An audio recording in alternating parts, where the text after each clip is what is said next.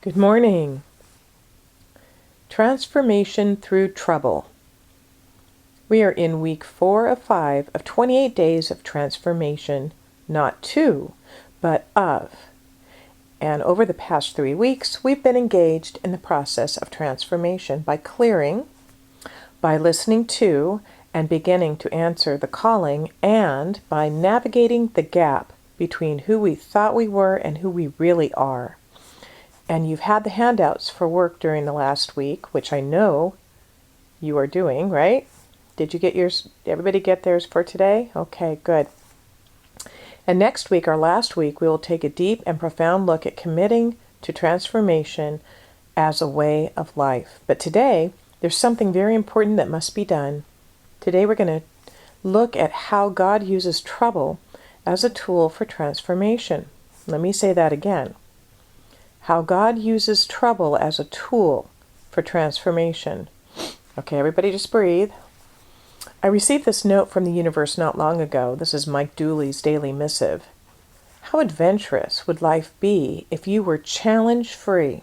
If you had the perfect body, perfect self-esteem, everyone adored you, and you won the lottery every Sunday? Not.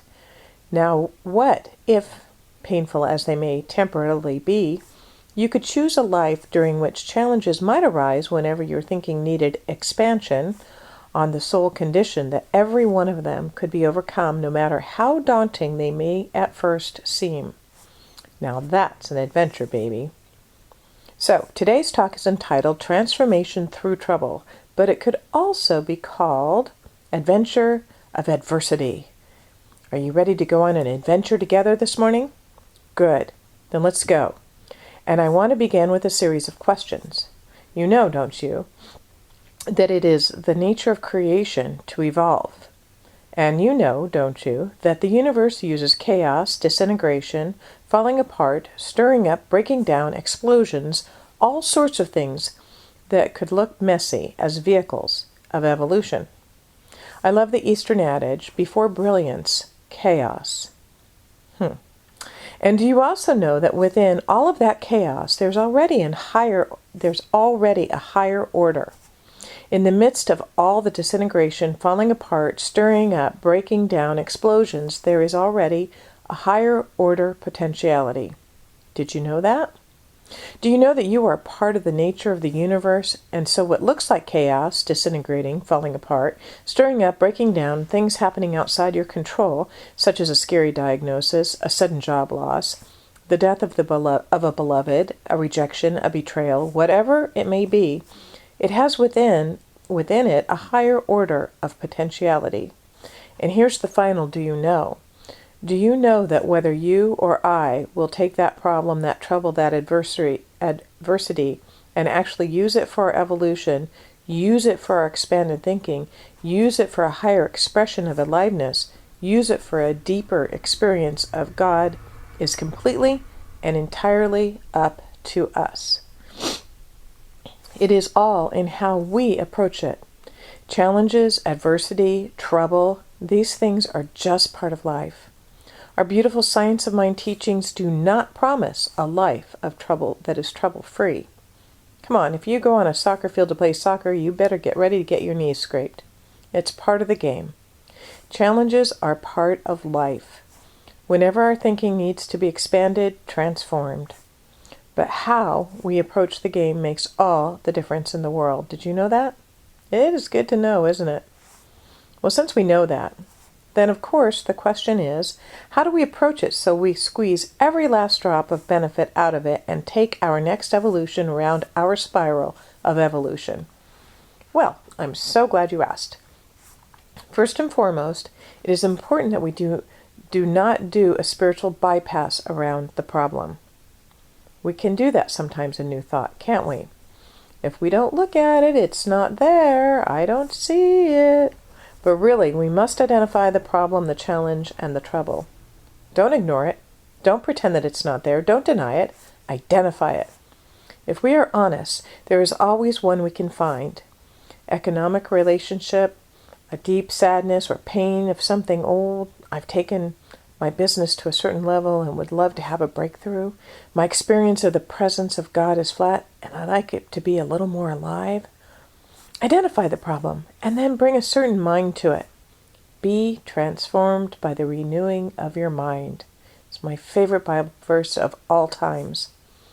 There are 3 ways we can begin our mind, that we can bring our mind to it. The first way doesn't really serve us. The second ways do. The first way will keep us exactly where we are. The other two will move us toward our evolution. So let's take a look at each. The first is upset. Upset comes when we resist what is. Let me say that again. Upset comes when we resist what is, and we move into mindsets like, life is hard. This always happens to me. Not this again. What now? This isn't fair.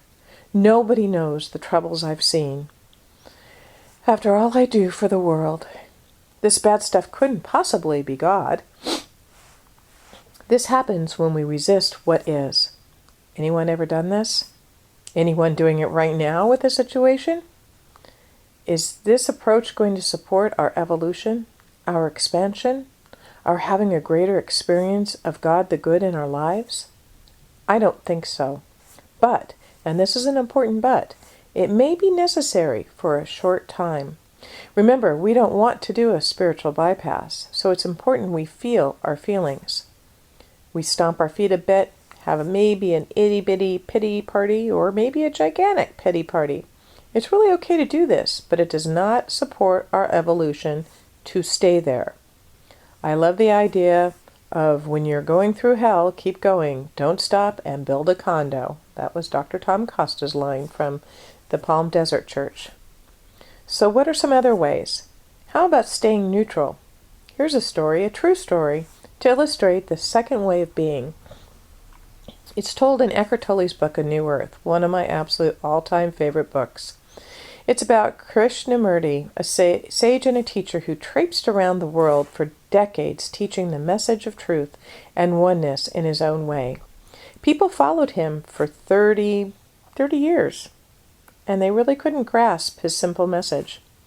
One night he said to his followers, I'm going to give you my secret. They knew he had something that they couldn't get their mind wrapped around. Everyone sat up, straightened up. Finally, after all this time, he's going to lay it out. What he said is this: I don't mind what happens. That would be a big improvement for some of us, or maybe all of us, right? That's for some of the time, if we could just say that. For some of us to come, or all of us to come to an awareness that whatever is happening right now is really no big deal, would be a gigantic step forward, wouldn't it? I don't mind that this happens. What a powerful place to be. That is the second way of being. Simply neutral. In the big scheme of things, this is not a problem. I don't know how or where or when I'll get out of it. I just don't have to be stressed about it. I don't know what the blessing is, but I'm going to be busy looking for it. I'm going to spend more time looking for the blessing in it than I am going to spend arguing with what is. I'm simply in the inquiry. I wonder what good will come from this. And then the third way is excitement. And with enough practice and enough time spent in neutral, access to the third way, excitement, is not far off. One day we may just be excited and we can't even believe it. It doesn't make sense, and yet we are. There is one power, God the good. We either believe it or we don't. You are ill, you got fired, you were betrayed. Who would you be in that moment of understanding that this too is for you and this too is good, to paraphrase Emma Curtis Hopkins? New Thought minister Martha Creek tells us of her experience with cancer. She got to minister to the doctors, the nurses, the surgical staff throughout the journey of the process. She went through it knowing that God is all and all is peace. Not resisting what is, but being at peace with what is. She told her doctors, I want you to know that this is not a problem for me. This is just part of life. I am suited up in life. She wanted to be the person who changes the way future generations look at cancer. And because of the way she showed up, the doctors, the nurses and attendants, and anesthesiologists, and on and on and on, all of them, all of the medical personnel had a different experience of it. So let's review the 3 ways of being. The old, painful, stressful way of being, resisting what is, wanting it to be different than what it is. Then there's the neutral, open, faithful, counting our blessing. And then there's excited to see what good there is in it, a life of joy and happiness, setting examples, being the model. When you move into the 3rd way, you really are putting God first, and it changes everything. There's a recognition that there is no thing that is greater than God. This doesn't mean that everything is to our liking or preference, but there is nothing bigger than God.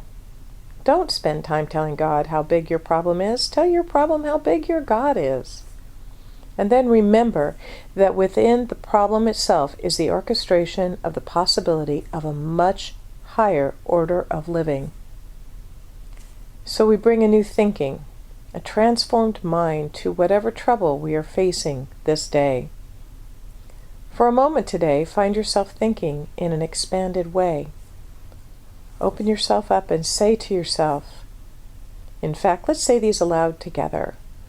Right where I am, the wisdom of the universe is.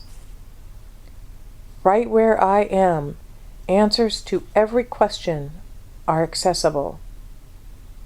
Because right where I am, God is. The problems I'm facing cannot be solved at the level of thinking that created them.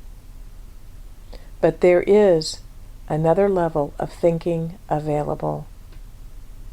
It is available right where I am, because right where I am, God is. And so it is.